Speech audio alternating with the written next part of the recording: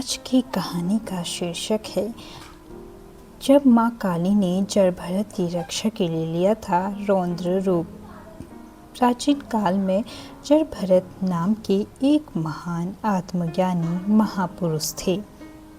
वे वही भरत थे जिनके नाम पर इस भूमि का नाम भारतवर्ष पड़ा।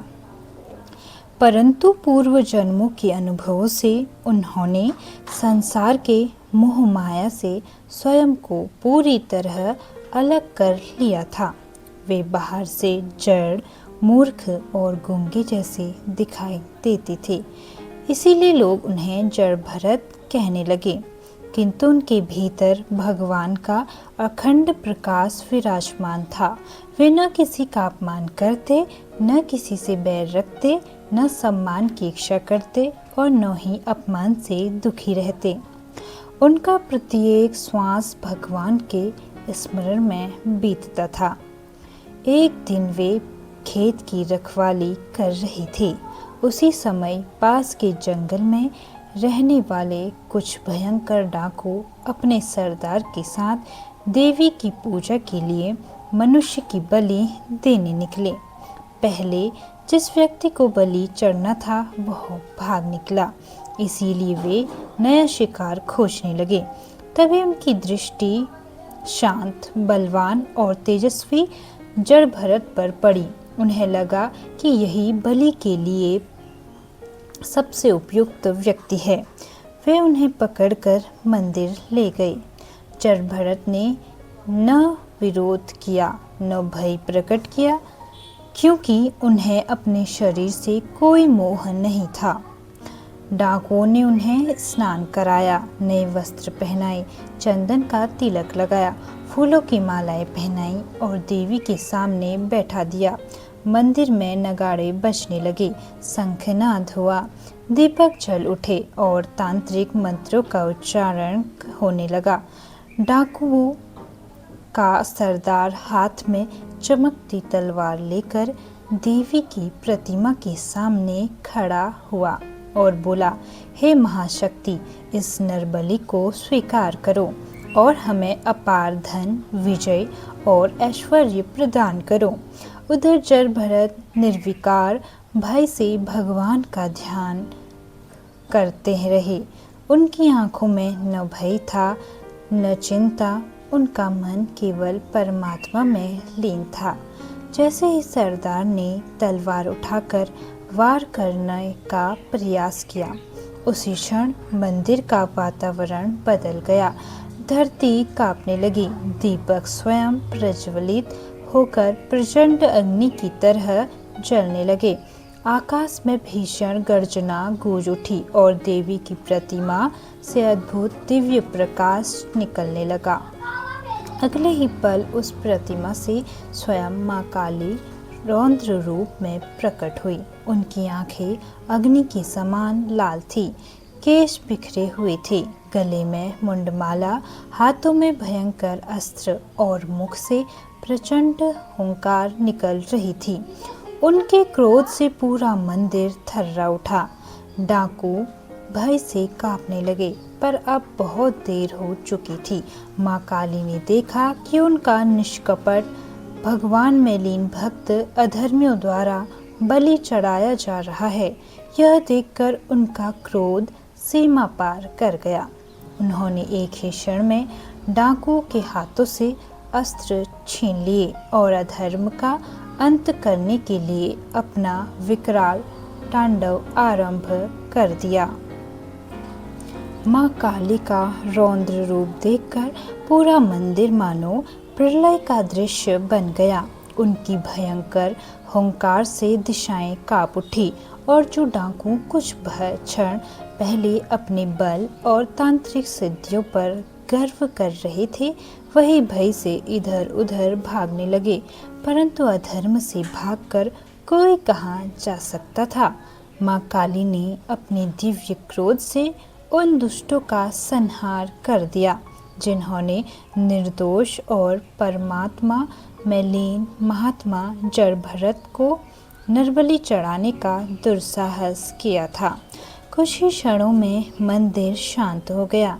जहाँ अभी अभी हिंसा और अहंकार का शोर था, वहाँ अब केवल देवी के दिव्य तेज का प्रकाश फैला हुआ था। जड़ भरत उसी प्रकार शांत बैठे रहे। उनके चेहरे पर न भय था, न आश्चर्य और न ही विजय का कोई भाव। उनकी दृष्टि भीतर के परमात्मा पर ही टिकी रही। माँ काली ने अपने भक्त की करुणा से देखा। उनका रौद्र स्वरूप धीरे धीरे शांत होने लगा और उनके मुख पर मातृत्व की मधुर आभा झलकने लगी। यह दृश्य देखकर ऐसा प्रतीत हो रहा था मानो स्वयं जगत जननी अपने निष्काम भक्त की रक्षा के लिए प्रकट हुई हो। जड़ भरत ने विनम्र भाव से देवी को प्रणाम किया। उनके मन में यह भावना नहीं थी कि देवी ने उन्हें बचाया, बल्कि वे जानते थे कि जो कुछ भी होता है वह ईश्वर की इच्छा से ही होता है। माँ काली उन पर प्रसन्न हुई और उनके भीतर अपनी कृपा दृष्टि बरसाई। उसी क्षण मंदिर का वातावरण दिव्य सुगंध से भर गया और ऐसा लगा जैसे देवता भी इस अद्भुत घटना के साक्षी बनकर आनंदित हो रहे हो। जड़ भरत वहाँ से बिना किसी अभिमान के चल पड़े। उन्होंने किसी से यह नहीं कहा कि देवी स्वयं उनकी रक्षा करने आई थी। उनके लिए यह घटना भी ईश्वर की लीला का एक छोटा सा भाग थी। वे पुनः उसी प्रकार एक साधारण व्यक्ति की तरह गांव-गांव घूमने लगे। लोग उन्हें अब भी जड़, मूर्ख और गूंगा समझते रहे, किंतु उन्हें किसी की प्रशंसा या उपेक्षा से कोई अंतर नहीं पड़ता था। उनके लिए हर प्राणी में एक ही परमात्मा का वास था।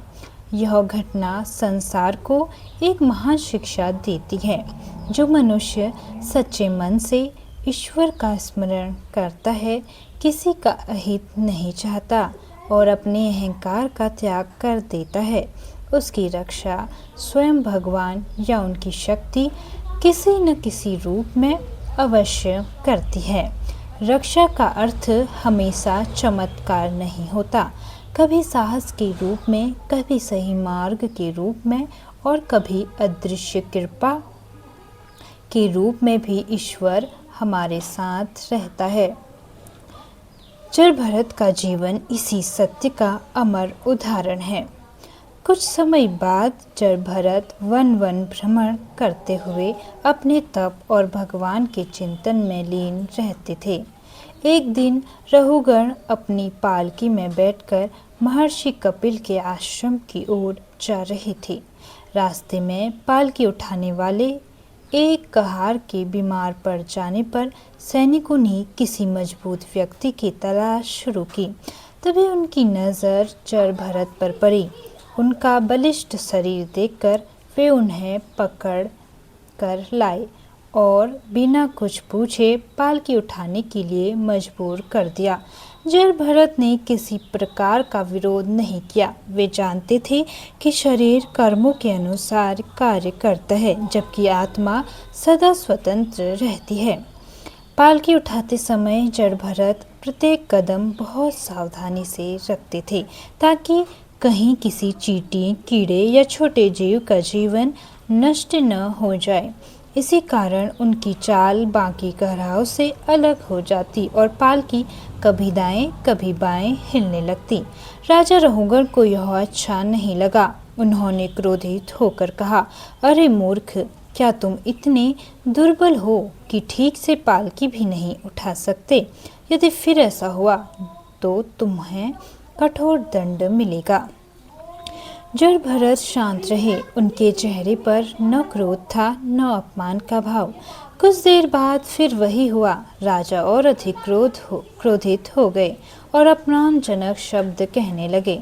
तब पहली बार जड़ भरत ने धीरे से अपना मुख खोला और बोले, राजन, यदि आप इस शरीर से बात कर रहे हैं तो यह शरीर सचमुच थक सकता है, लेकिन यदि आप मुझसे अर्थात आत्मा से बात कर रहे हैं तो आत्मा न कभी थकती है, न बोझ उठाती है, न जन्म लेती है और न मरती है। उनके इन वचनों को सुनकर राजा रहूंकर चौंक उठे। उन्हें तुरंत अनुभव हुआ कि यह कोई साधारण व्यक्ति नहीं बल्कि महान आत्मज्ञानी महापुरुष है। वे तुरंत पालकी से उतर गए, जड़भरत के चरणों में झुक गए और क्षमा मांगते हुए बोले, भगवान, मैंने आपको पहचानने में भूल कर दी। कृपया मुझे आत्मज्ञान का उपदेश दीजिए। जड़भरत ने राजा को समझाया, मनुष्य का सबसे बड़ा शत्रु उसका अहंकार है। जब तक वह स्वयं को शरीर मानता है तब तक वह सुख दुख, मान अपमान और जन्म मरण के बंधन में फंसा रहता है। जो स्वयं को आत्मा जान लेता है उसके लिए संसार का हर बंधन टूट जाता है। राजा रहुगण की आंखों से पश्चाताप के आंसू बहने लगे। उन्होंने जड़भरत से दीक्षा समान उपदेश प्राप्त किया और अपने भीतर के अहंकार को त्यागने का संकल्प लिया। उस दिन एक राजा ने एक ऐसे महापुरुष के चरणों में ज्ञान पाया जिसे संसार अब तक मूर्ख समझता था। यही जड़भरत की कथा सबसे बड़ा संदेश है। सच्चा ज्ञान बाहरी रूप, पद, धन या वेशभूषा से नहीं पहचाना जाता। भगवान के सच्चे भक्त की महिमा को केवल विनम्रता और श्रद्धा से ही समझा जा सकता है।